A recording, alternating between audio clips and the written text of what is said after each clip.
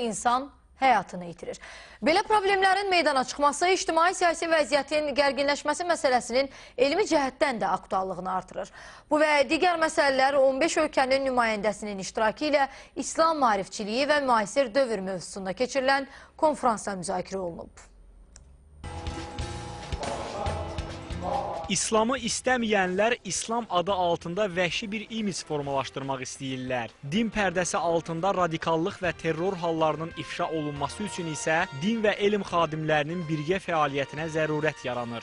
Bu fikirləri Qafqaz Müsəlmanları İdarəsinin sədri Hacı Allahşükür Paşazadə İslam maarifçiliyi və müasir dövr mövzusunda təşkil olunan beynəlxalq konferansda səsləndirib. Konferansda Prezident İlham Əliyevin təbrik məktubu oxunub.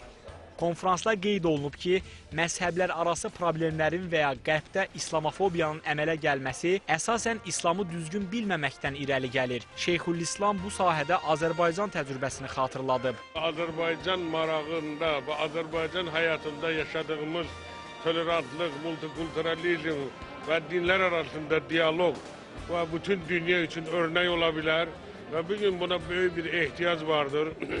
Siz bilirsiniz ki, bugün dünyada İslam sözündən, İslamdan istifadə edən qüvvələr, bəzi məzhəb ayrı seçkiliyinə və dinləri bir-birine qarşı qoyan qüvvələr vardır. Milli Elmlər Akademiyasının prezidenti Akif Əlizadə İslamla bağlı dünyada yanlış olaraq formalaşmış pis imicin dağıdılması üçün isə elm və din adamlarının öz qüvvələrini səfərbər etmələrinin zəruriyyətini vurğuladı. Çox da təəccüblü və dəhşətlisi odur ki, yəni o fəsadları törədənlər İslam sözü ilə, İslam dini altında bu işləri törədib və böyük cinayət yaradırlar.